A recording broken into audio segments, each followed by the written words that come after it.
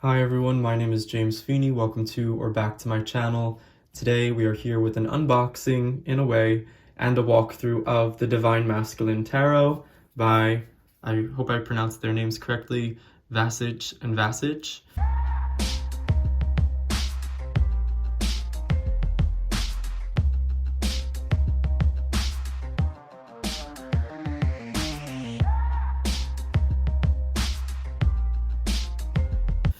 So this is a Kickstarter deck that I just received yesterday. It's one that I had been anticipating for quite some time.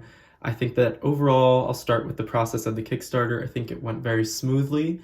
They, as creators, really kept all of us appraised, up to date with what was going on. There were polls for choices as far as the themes of the deck and the card stock and the design, and we did end up raising enough for them to send full hardbound, really high quality books to accompany all of the decks. So I do appreciate that quite a bit. And when there were delays, we were informed as backers. I think all questions about the deck and anything regarding it were answered very promptly and well. There was no sort of fuss. All of the delays could really be probably attributed to manufacturing and just the times in terms of shipping and those sorts of things. So I wouldn't ever hold that against the creators. And I think the art style and the attention to detail and the quality here is amazing, and so I want to give them their credit there. I did actually end up ordering 2 copies, and there is a reason for this. One being that when the project was still trying to gain its funding, I really wanted to support this project, and so I picked the second tier, which meant that I would get a second deck, and I figured that I would potentially either give it away, give it to somebody that I know, figure out something to do with it. But I did really just want to support the project in a really powerful way. One of the first videos I have on YouTube is about, I believe it's masculine representation in a spiritual space or something to that effect. I don't want to go into it too much, but I do like when there are decks that are made for gods or for more masculine energy. I think that it's great that we have so many sacred feminine decks and decks that are made specifically for the idea of getting in touch with feminine energy. But I would say overall, if we were to kind of look for a balance in that, which I would hope we would have, it almost feels like for every maybe 5 or 10 sacred feminine or feminine style decks, we get maybe one that has a focus on the masculine. So I personally like the idea of this deck in theory a lot. I did open one of the copies and go through it already, and I do have, I would say, some strong opinions on this deck. I love the quality, I love the artwork, I think that the creators are so talented, I love their ideas and what they put into this project, and the deck itself is stunning, it's high quality, and we'll get into that in just a second. And I don't mean to speak ill of the creators, and I don't want to bash them. I don't think they had any ill intention in making this deck, but I do want it to be an honest sort of impressions of what I think. We're going to go through the book as well, and all of the cards, of course, but there are a few, and there are some themes and aspects of this deck that I personally feel unsure of. Some of it does make me a bit uncomfortable, and I will get into why that is and explain that. I do want to preface this by saying that I'm just speaking from my perspective. I by no means mean to offend anybody or speak out of turn or to say anything that's blatantly wrong. So if I do accidentally, unknowingly say anything that is actually wrong or offensive, please respectfully let me know down in the comments. And if there's anything that you have more background knowledge on that I don't, please let me know in the comments. I'm looking to learn a lot more, and I invite anybody who is curious about this deck to find out for themselves and to not take any of my potential criticisms too much to heart. I think it's important for us all to form our own opinions, and I would be very, very curious to know others' opinions on this deck, especially those who identify differently from me in terms of gender and sexuality, and for those out there who are from different cultures and have different skin tones than my own, because I know that this deck and the creators did make concerted efforts to make this a diverse deck in as many ways as possible. And so I don't want to speak to others' experiences or try to speak for anybody, but I am just going to offer my opinions and insights on what it is that I'm seeing and try and make sense of. So I'm going to move this copy to the side and I'm not going to unwrap it because I might actually feature it in a giveaway. I was thinking of making this a giveaway, but at the same time, considering I'm still a little bit unsteady and unsure about how I feel in terms of this deck, I don't want to do that just yet. So we're going to go through the copy that I've already opened and keep the sealed copy sealed. So first things first, this is the box. Tarot of the Divine Masculine. I'll start this out with a bit of a nudity warning. There's a lot of nudity in this deck, so if you're uncomfortable with that, beware. Also, I guess I will put a trigger warning. There are some images in here to me that feel a bit violent, and violence in terms of what I see to be violence in a more sexual way. So if any of that is something that might bother you, I do invite you to maybe either just watch with some care or just know that going in. So we have the box here. It's a very high quality box, a hard box. It has the magnetic closure, which is really nice. It has beautiful detailing along all of the sides. So you can see here the gate to the sacred garden. And then you get the back and it says mythical tarot cards, handcrafted out of magic and timeless art for the modern tarot reader, a powerful companion for your journey of self-discovery told by an intriguing web of symbols, characters, and their stories, an elegant deck with an uncommon approach to details, carefully elaborate, painted in oil, and printed in gold. And so it is a very high-quality deck, and the artwork is stunning. Here's the inner cover. It comes with a little white book, which is beautiful, and it's made and bound very well. Personally, I'm not somebody that looks for all of these small details, but I know many out there do. I'm not too fussed about packaging or boxes or card stock or finish, any of that. Finish in terms of the finish of the cards and the materials. This seems to have a bit of a rose petal finish, and it gives you a nice succinct rundown on all of the cards and gives you some spreads, which I think is really great. We have a true love spread, a 3-card one. So some of them are pretty unique. The courts have been renamed in this, so instead of the page, the knight, the queen, and the king, we have a page, we have a knight, but because most of the figures in this deck are meant to be identifying as men, we have the keeper of wands or the keeper of any given suit instead of a queen, and then we have the king for the king, of course. So that's the little white book. I think it does its job very well. It's well made. And then we have the cards themselves. So I'll take these on out. In the bottom, we have what appears to be in a different language. I'm not 100% sure what that is, but it looks beautiful. I love the geometric sort of design here, the deep tones that are browns and blues. I think it works really well with the themes in the deck and the color correspondences. So this is the actual deck. It's quite a thick deck. I believe it is 400 GSM. I could be completely wrong, but I believe, to the best of my knowledge, that's what it is. It is a matte cardstock. It doesn't stick together too much, which I do appreciate. It's not quite rose petally in its finish, but it's also not that sort of really slidey, rough matteness either. So I'm not the best at describing finishes. And then it has this sort of edging to it, which I believe is a dark brown, if I'm not mistaken, given the backs. And so yes, it's a very deep brown. And then we get, I kept this deck in order actually. This is the extra card, and it is addressed to the patrons of this deck, which I really appreciate. It was a nice little thank you. And then the biggest backers got their names featured, which I think is really wonderful because, of course, they were a big part in completing that project and making sure it got out to the world. So now we are here over to the cards. They are nice and thick and sturdy. They, to some degree, seem a bit borderless. There is a little sort of line around most of them, and then at the bottom you will get this sort of unobtrusive title. I'm not one who, I don't exactly care about borders versus borderless. I tend to actually like borders, but I'm not bothered when a deck doesn't have them, especially when the artwork is really vibrant and needs the space to speak.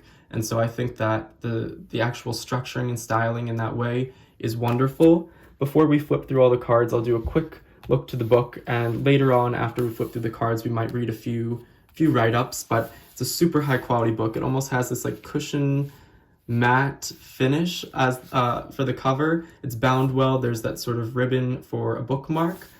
This is the spine. and it's just done really well. There's this sort of embossing on it, so the gold reflects, and you can see sort of these glossier elements that make it seem like wood in some way, or you're in a forest. I think that's beautiful. This is the back. In the Garden of Magic, no matter your gender, whether being young or mature, energetic or indecisive, we all encounter the struggle of duality when facing everyday situations. Exploring the less visited sides of masculine energy is not only vital for the balanced and for a balanced and healthy life, but is also a joyful and gratifying self-discovery adventure. This book will lead you into the magical world of tarot meanings, revealing the divine masculine force within you.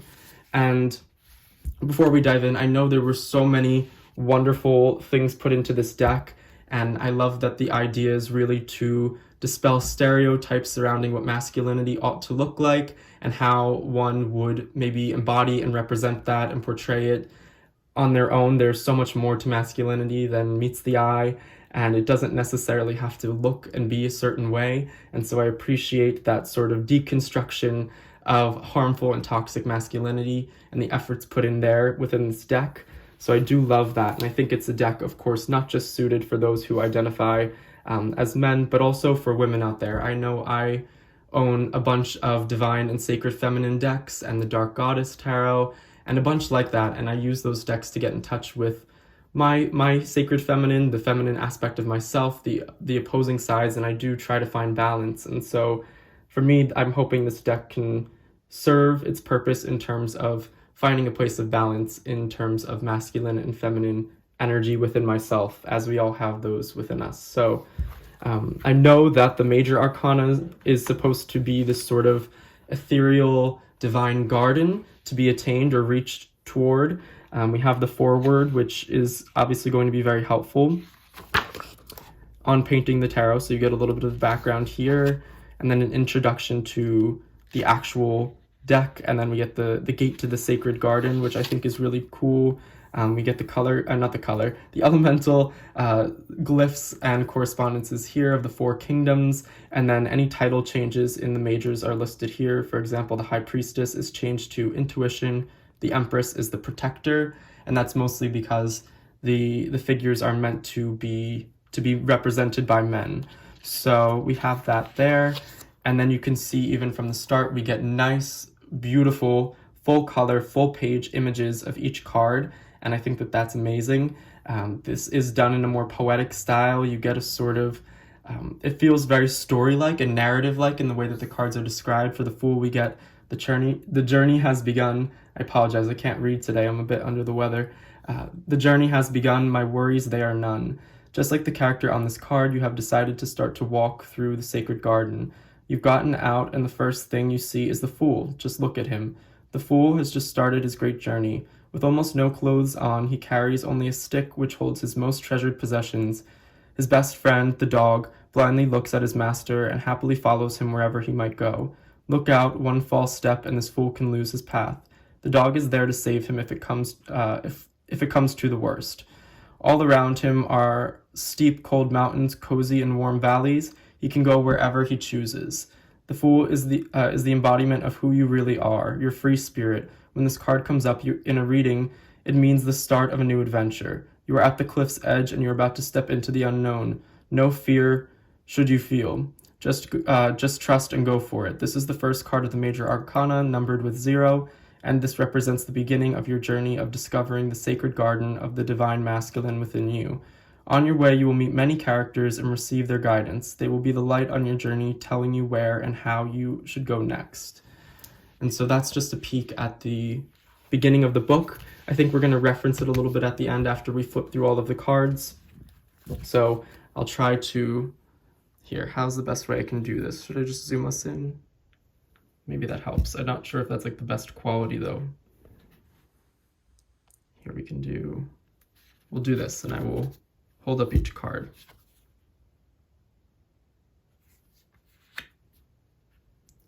And so with the Fool, we get very traditional imagery. I am going to offer my opinions on a lot of these cards, and there are a few that I'm going to set aside, ones that I have more questions on or that evoke a certain feeling. Like I said, I do have some, I would say there are parts of this deck that I'm unsure of and that do make me feel a bit uncomfortable, and so I will set those cards aside for further analysis at the end.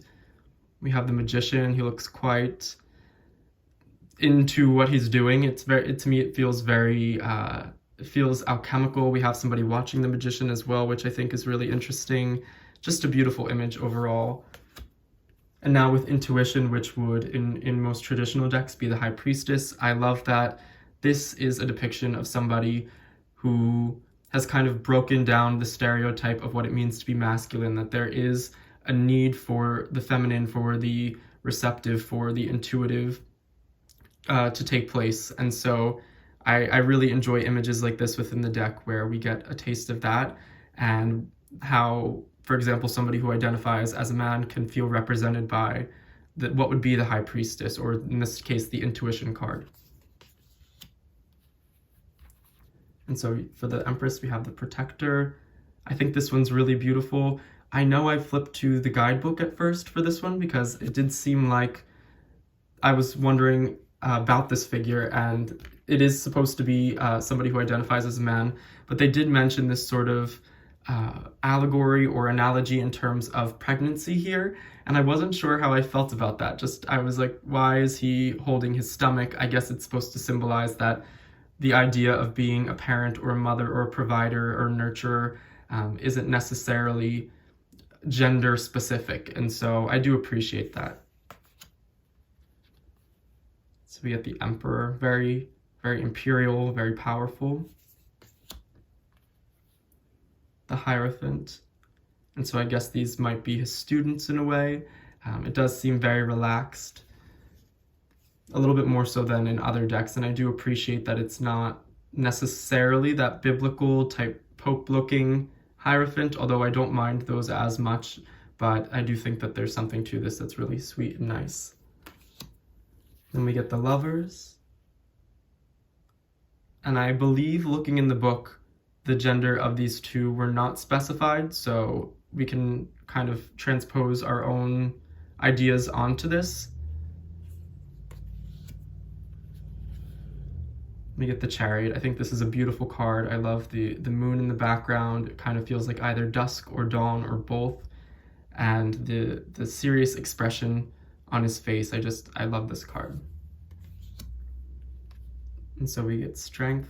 I think this one's beautiful as well. I love how we get the whole pride of lions, the whole family. It does appear like all of the lions here actually are the female lions instead of actually having a male lion with a mane, and so I think that sort of balance is really beautiful to see here. We get the Hermit. I love this card. I think it's beautiful. I love the way that he's standing there with the wind. You see the mountains in the background. He just looks so wise. This is a card that I don't have necessarily a problem with, but it does make me feel a little uncomfortable. I'm not sure if this figure right here is meant to be a child or an adult, and it does kind of, as an image, look a bit like an in-between, maybe a really large child or a very childlike looking adult. For one reason or another, something about this figure right here does make me feel a bit uncomfortable. Maybe that's just me. I'd love to know what others think about this figure on the Wheel of Fortune. Now this is a card that made me feel a bit uncomfortable actually as well, the Justice card. I did look in the book, and Justice here is actually meant to be identifying as a woman. So this is meant to be a woman here, holding the scales and wearing the laurel crown. And I believe that these are men. And I looked to the book to see if there was any explanation for why they were holding their crotch areas, if there was some reason for that, or why they seemed so scared of her, or if she was punishing them, what was going on. There wasn't much reference to what exactly was actually taking place in the scene, and I wish that there was, because this to me does feel a bit, it doesn't sit right with me. To me, it does feel like more of a negative connotation of what justice could be, and while that's not an issue in and of itself, I really would like to know why this was depicted in the way it was. So this is one I'll leave off to the side for analysis later on. So we have the Hanged Man. And I will say, going through this deck, something I want to mention, it doesn't seem like any of this was meant to be based on modern day depictions or cultures. So there are a lot of cultural references within this deck as far as I can tell, but none of it is meant to be of the 21st century. Although, so I went through the book and I was looking for potentially maybe reference to countries and time periods where that may have inspired certain scenes, because some of these do appear to be from specific cultures, specific countries, and I'm guessing specific time periods. None of that was listed, and I do think that it would have been helpful to know for reference sake, or to be able to understand if something maybe, for example, maybe this image and the way it's done is appropriate and fitting for a culture and its history, and I wish I were kind of privy to that information, and that way I might not feel as uncomfortable by it. I might be able to then understand it and seek to know more about it. So some of the images that I am feel uncomfortable with, I think if there was some writing in the book or some reference to it being a sort of cultural practice or time period, that I would feel better about it, because I would at least know that. But since that wasn't listed, I can't be sure if any of this is meant to be culturally accurate or based on a time period. And then of course there are fantastical elements within this deck as well, things flying through the air and magic taking place, so I can't be 100% sure that any of it was necessarily based on a cultural practice. So if anybody out there does know and can fill me in based on these images, somebody who knows that culture very well or is a part of it, please let me know. I don't mean to misspeak or misinterpret what might be being portrayed in these cards, but the book itself doesn't actually ever list that for any of the cards. So we have the Hanged Man. I like this card. It just feels like a general Hanged Man. Death is one of, I think, my favorite cards in the major arcana. This is a more ethereal being. It doesn't appear that they are human. They're kind of this blue, shadowy figure. If you look closely, you can see their eyes glaring at you. You see an hourglass.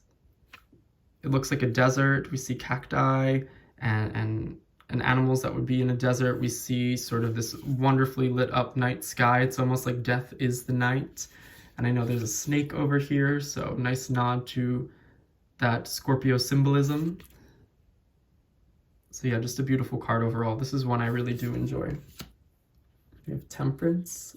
I think this one's a really sweet card as well. The Devil's actually a very interesting card. This is not one that I take issue with at all or feel uncomfortable or unsure of, but I did look it up in the guidebook, and I believe that this is meant to signify or look like the human brain and somebody wandering through and hands trying to sort of drag somebody down. I know that the description in the guidebook did sort of list off the more negative aspects generally associated with the devil, but I don't mind that, and I do think there's a lot to work with here. I do like the cards that deviate a lot more from the norm or general depictions of certain things, and for me this is one of them. So we get the Tower, and this one is pretty blatantly phallic if we are being honest. So we see that there, and that wasn't necessarily referenced in the book. I think I did look up this card as well. There are a few very blatant phallic symbols here. I think this is a beautiful Tower card though overall. I will say there are a few cards that do feel a bit, I don't want to say exploitative or erotic, but there are some cards that do feel that way. But I mean, I wouldn't mind that. There are, of course, erotic decks out there, but the way that it's done in some cards feels unnecessary to me. This is not one of them. This is a card that I think is well done, and I really do like the idea of the Tower as a phallic symbol. But when we get to those cards, I will let you know. So this is the Star.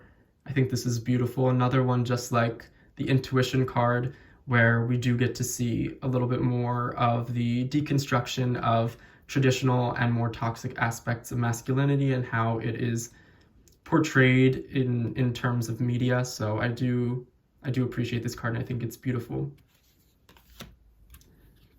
We have the Moon here, and I mean, it's a beautiful moon card. I don't know that we needed to see the character's butt, but it is what it is. I think overall the idea of a person being present and contemplative amongst this is interesting, and how we have the tame dog that we would normally see seated by the person, and we see the wild side of the wolf farther into the distance, but it does appear that the figure here is he's quite contemplative, so it makes sense. We get the Sun card. Now, it doesn't seem that this is a child, so that's always a plus for me. Not that I mind the traditional baby on a horse depiction from the Rider-Waite-Smith, but it is nice to see somebody who's not a baby. But it does appear like to be a young man, so, but I like the idea that we don't actually even see a bright, radiant sun. It's more about the feeling and the color and the emotion. We don't necessarily need to see a physical sun to know what it's supposed to mean. So we get the Judgment card. I think this one's very visually interesting. We have a lot of dynamics going on here. We see the one person falling and grasping, and maybe their friend pulling them, who's reaching for this sort of skull that's growing shafts of wheat out of it. We see this fellow over here looking over to the angel, or looking upward. We have this woman over here, and she's sort of longing and maybe trying to help her lover or friend or whoever out and up. So there's a lot going on in here to read into, and I like that there are a lot of people in this card specifically. This is the Wheel of Fortune. This is another one where, to me, maybe the cherubs themselves, just the way that their faces are or the proportions do make me feel a little bit, I mean, I'm not as into it, I will say, but overall I would say it's a stunning card. When it comes to these little cherubs, maybe there's something that I need to work on, but they're not my favorite. And so we get the Ace of Cups. And so this is a really nice one where we do see more of that masculine same-sex union going on. And it's interesting, I think, that it was chosen for the Ace of Cups, and the way that it was depicted to me, it's beautiful, it's very interesting visually, but yeah, it's one of those cards, and I'm not sure that we necessarily needed to see all of this, but you know, I don't have problems with nudity. There are some cards where I do wonder if it was necessary, like the Moon card, but I do think this is a beautiful card. And then we get the Two of Cups, and so, I mean, it is a card of love.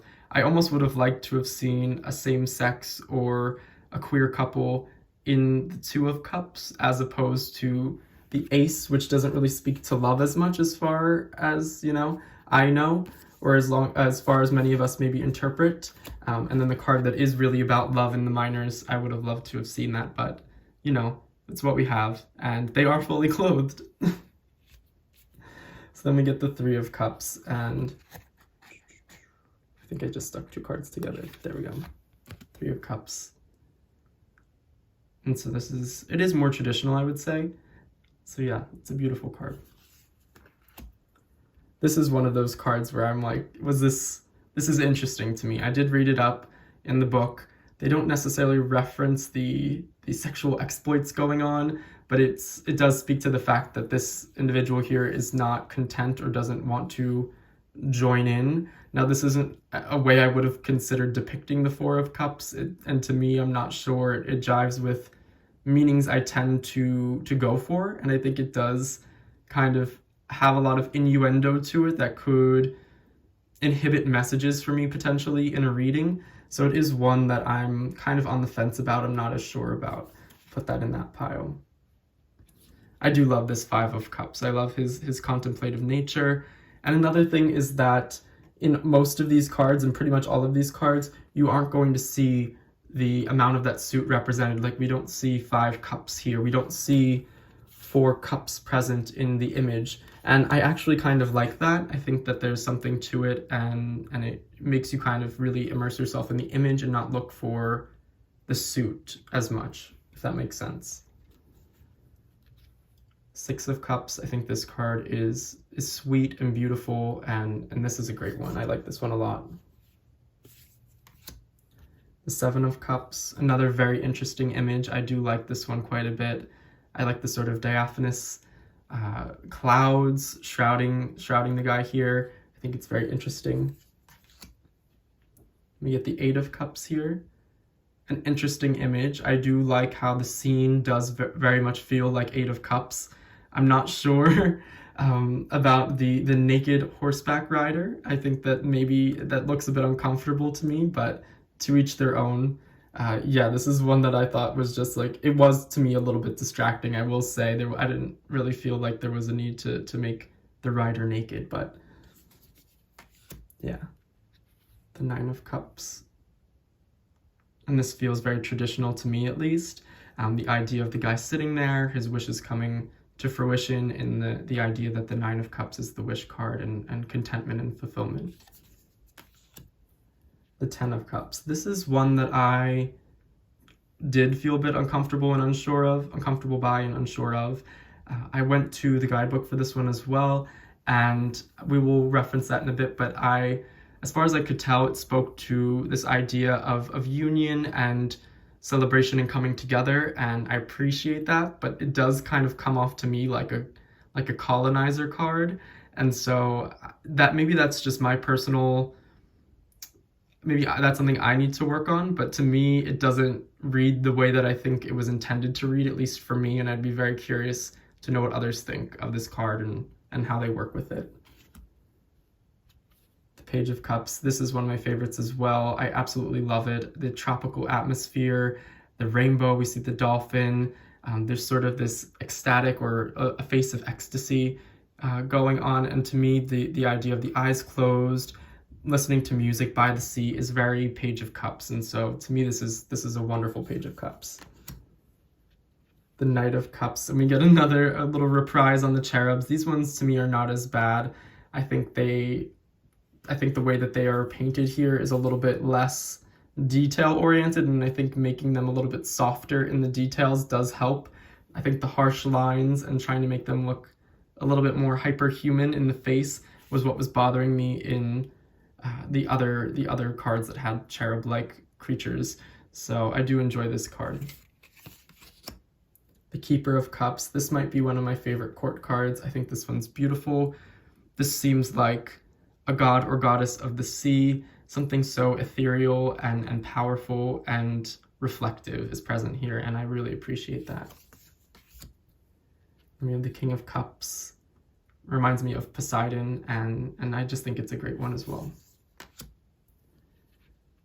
We have the Ace of Pentacles. This almost reminds me of some like Greek garden or labyrinth, and so offering sort of the person coming in as if you were standing over here, offering somebody a piece of fruit coming into the sort of kingdom. I think that's a great way to go about the Ace of Pentacles.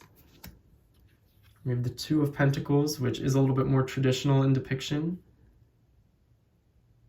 I mean, I cannot deny with any of these cards, even with the more traditional ones, that the artwork itself is stunning, and the color and the scenery. I think the scenery and the world that is created in this deck is marvelous, unmatched. It's really something. Three of Pentacles. Four of Pentacles. I do like this. It almost feels like the desert is meant to be the sort of solitude and barren aspect to a life that is spent maybe just acquiring wealth for the sake of it. And so, yes, this man has riches and jewels and this tiger at his feet and somebody to shade him with this sort of feathery frond, but at the end of the day, he has a desert around him, and so I do like this card. The Five of Pentacles. This one's very interesting to me as well because it does look ethereal. The scene looks magical. It did mention these two as companions, and so because I did wonder, what is the relationship between the two? Is this man sending him off? How is this working? And I think that they are both on a journey together as far as the book described it. Six of Pentacles, and so we see more ghost-like entities here, with the man in the center being more alive and corporeal. So I think that that's an interesting way to go about the idea of giving and reciprocity and what we generally would see in the Six of Pentacles. Seven of Pentacles. I believe this was described as like the garden or the vineyards of Bacchus or Dionysus, so this does seem to fit quite well. And we do get another little cherub here, but the soft features and the way that it is depicted to me is not so bad, and they are clearly having a good time with the wine. And we see Bacchus over here just picking his grapes. Eight of Pentacles. This is one that just I thought was kind of comical. I don't think that many would work with glass and metal and ores that are scalding hot in naked. I think that they would probably be wearing something, and by the time that this sort of craftsmanship was going on, there was attire and clothing for people, and especially for those who were blacksmiths and metal workers. I believe they wore a lot of leather, so for some reason or another, I just find this funny because it doesn't seem necessary for him to be naked, but he just is. The Nine of Pentacles, I think it's a beautiful card. It does speak to that idea of the luxury that we would normally see, and we get the peacocks and the birds and the sort of palace in the background, and so I think this one fits really well. Ten of Pentacles. Something to me seems eerie about this card, and I think it might have to do with two people specifically. This figure here and the face that they're making, and this man here has more of a forlorn sort of look to him. It almost looks like the idyllic group with something sinister behind it, and I think it might just have to do with these sort of very harsh, cold tone colors on the people, but warmer tones around them. Maybe I'm reading into it way too much, but I think it's a beautiful card nonetheless. The Page of Pentacles. I couldn't help but think of, the Jungle Book here, and Mowgli and the bear. That's the first thing I saw. So if anybody else knows what I'm talking about and has seen Disney's the Jungle Book, let me know if that's what you think of when you see this card. We have the Knight of Pentacles with his horse, which makes sense. This one's pretty standard, it makes sense. And the Keeper of Pentacles, which would in traditional decks be the Queen of Pentacles. This seems to make sense. We have fawn-like creatures sort of at the beck and call of the man here who is overseeing all of this. I maybe venture to say that this would be another one of those Bacchus, Dionysus type cards. And then we get the King of Pentacles with the bull behind him. This is another one of those phallic cards, and while the Ace of Wands does tend to be a more phallic card in general, but they really went for it with this one. And you know, it is a divine masculine deck, and so I maybe should have expected it. It is comical to me in some ways, but I do get it, and I think it works. So that's that on that. We get the Two of Wands. This one is, in my opinion, a little bit it's unwarranted in its sort of erotic elements. He's clothed, but then on the bottom he's not, and the book describes him as a Hermes-like figure, so whether it's Hermes or not, we don't know, but he is holding his staff in front of him and looking at it, so take that how you will, I suppose. We have the Three of Wands. I love the idea of the sun rising or setting, so that idea of you not knowing whether the ships are going out or coming in, which we get in the Rider-Waite-Smith deck, and the idea of the sun being at a place where one might perceive it to be setting or rising is really beautiful. I think you can kind of go either way, and it depends on the reading.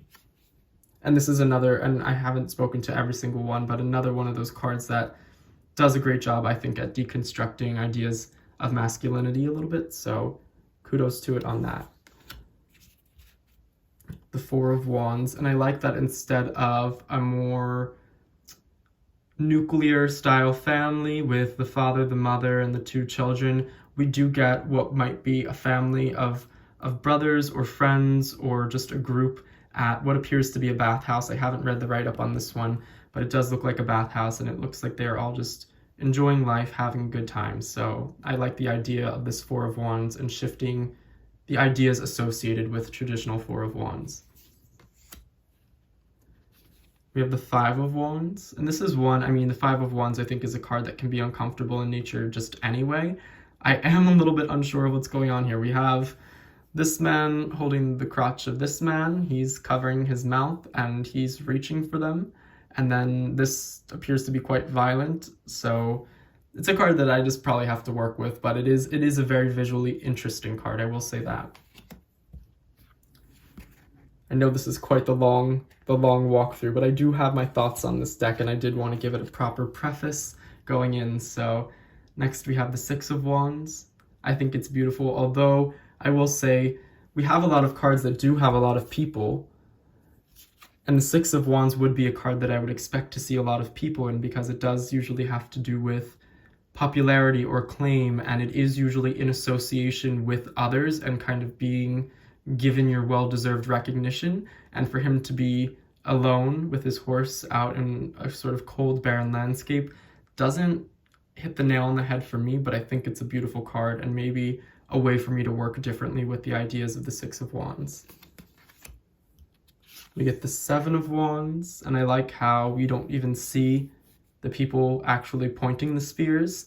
So whether they're just resting there or it's this idea of intimidation, I think it shifts our perspective, and our sort of line of sight is from below, looking up a little bit to this character, so it makes him appear almost larger than life. So there's a lot here to unpack, and I think it's very interesting. And the idea that it's this sort of narrowed out cavern with almost nowhere to go, it seems like, except up. I do like that. We have the Eight of Wands, and we do get that idea of swiftness and quick, fleeting sort of energy, and that's all very representative here. I think this would have been a perfect card to actually implement more of that Hermes type energy, which we saw in the Two of Wands, but I do like how these figures are depicted here. We get the Nine of Wands. I think I read up on this in the book, and it's more of like this building a relationship with the wild, with the part of self that's scary. In some ways, the cat, I believe it's a panther. So he is supposed to be almost reconciling this relationship there, and I think that that's a very interesting way to view it. And then we get a more traditional style Ten of Wands, but in this one we see the figure carrying up those sticks or wands to this fire up here. And I guess in some cultures that would be the way to signal certain things, or there would be those who need to keep lights on high points burning for one reason or another, and the responsibility associated with that. So there is something more to read into here, and I do like that. You get the Page of Wands. I think this one's beautiful as well. I just like the garden scene, but then you see sort of an icy capped mountain in the background. We get the Knight of Wands, and this one is, we see the forest fire and this man sort of leading all the animals and trying to save all of the people and lead them out of the danger. So to me, that makes a lot of sense for the Knight of Wands. We get the Keeper of Wands. I think this is beautiful. I love how we still have the element of the cats that we would normally see in what would be a Queen of Wands. We get the sunflowers, which is a traditional element. And then I think that this man here with his furs sitting on his throne made of these natural materials, it just feels, it's perfect. I like this card a lot. Then we get the King of Wands, and he looks quite imperious, and I like this card a lot. There's not too much I have to say on it, but I do like it. Ace of Swords. This one feels a bit melancholy to me, if I can detach it. Feels a bit melancholy to me, actually. Maybe that's the point. And we do see a lot of clouds. It is the element of air, so it makes sense. And I think these are, they look like orchids to me, so that might be something to read into as well. We get the Two of Swords. This, to me, is one of the most beautiful cards in the deck. I just like the way it feels like that this man is above the clouds, and instead of swords, they just have this sort of veil over them. We see the full moon. I like the way a lot of the cards that are taking place at night tend to be my favorite for some reason. So this is one of those. We get the Three of Swords, and I think it captures the emotion perfectly. I love the expression on his face, and the dog looking to him, and the white dove either landing or flying away, or just maybe being an omen or harbinger of better times to come. The Four of Swords, quite traditional, but I like the way it is depicted nonetheless.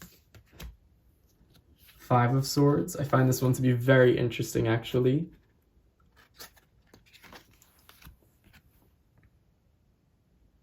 I like the idea that it's more, I don't know, it's not as centered on the idea of battle and defeat. It does seem like these two figures back here are more forlorn, and that there maybe is something to celebrate for him in terms of this ribbon that is being sort of danced with, but I think that there's a lot to unpack with this one, in my opinion.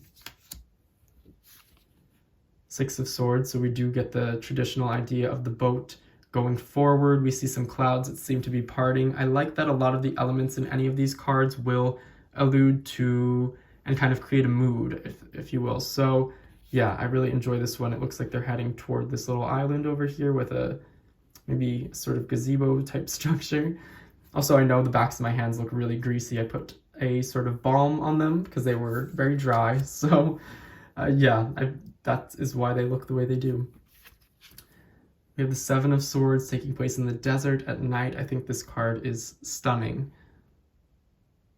I like the idea of the sort of, I love the way in this deck that fabrics are sort of painted. I know that may sound odd, but the fact that you can tell how sheer and light and freeing this sort of fabric is, and that this guy's dancing and enjoying the night, and we can see sort of what appears to be festivities going on.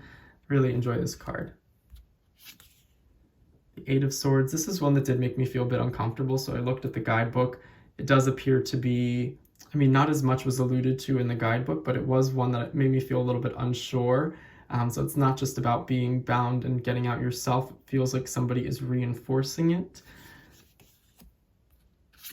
We have the Nine of Swords, which I don't know that I get the idea of worry or anxiety or any of those sort of harsher mental aspects going on here. But I guess the fact that his eyes are closed and the sky does appear to be quite stormy and tumultuous does sort of allude to that.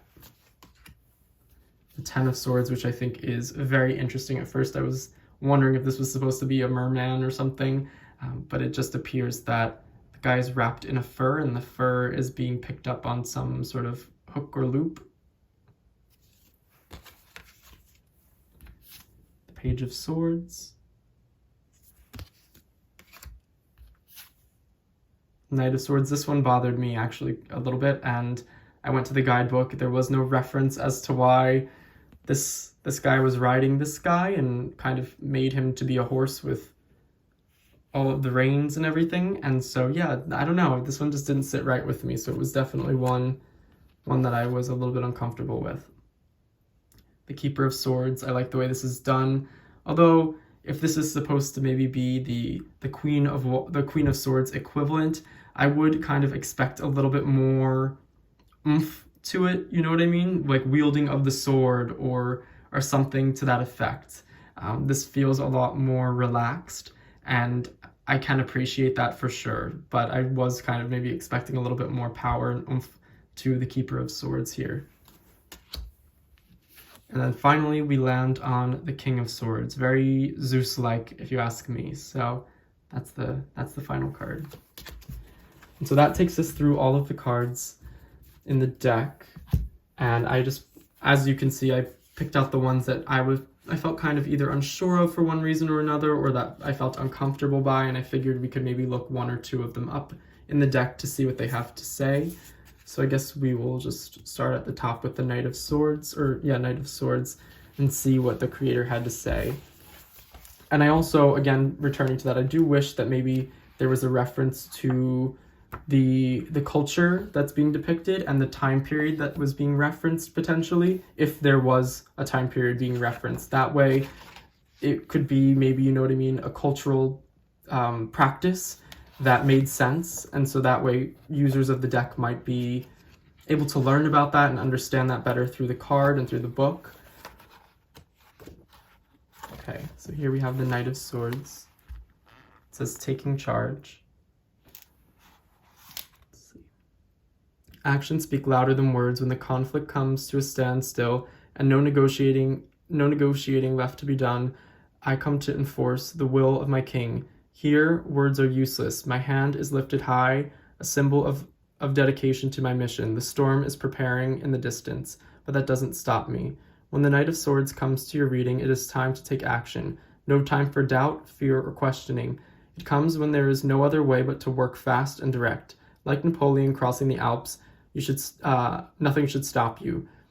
Use the power of intellect to achieve your goals. Birds represent freeing oneself from bondage, and the clouds send a message from the divine. You have the strength, vitality, and you know where you are going. Make the first move. So we don't really get much reference in almost all of the descriptions about what is going on in the card. There are sometimes little bits, like we get the fact that his hand is held high and there's a bird in the sky. But personally, my eyes immediately go to the fact that he is riding what appears to be another person. But that person does have a tail, it seems like, and I don't know if that's supposed to be real, if this is maybe a fantastical type creature, like maybe like a fawn, but the person doesn't seem to be like a centaur either, so I'm kind of unsure. Maybe it's just the fact that, I don't know. But I wish that there was some sort of reference as to what was happening here in that way. So, and then as far as the book goes, most of it is really just flipping through, going, and each one you get a full color page and then a write-up. Of course, the majors get a little bit more writing, and they are seen as more ethereal, higher beings or places in the sacred garden, and that it's more mundane, and the sort of humdrum of life takes place in the minors, and that one is supposed to strive for the sacred garden that the majors sort of preside over or within. So we have that. I think that the deck is beautiful. I think there's a lot here to unpack and understand, and I need to maybe take some time to sit with this deck. Right now, right off the bat, it doesn't feel like one I could do very balanced readings with, but it does feel like a deck I could use to investigate my own masculinity and maybe raise some really important questions for me in terms of what masculinity is, and some of these more evocative images are ones that I should maybe sit with and come to understand or reach my own conclusions on or do some research on. So let me know what you all thought, and if you have this deck, if you're thinking of getting it. I don't know if there are plans or announcements for this deck to be made available to others after the patrons get their decks. If it is, I'd be curious to know if you are looking to get it, and also what your thoughts were going through this. I hope you all enjoyed this. I hope you are also all doing well. Like and subscribe if this was fun, interesting, or helpful, and until next time, bye.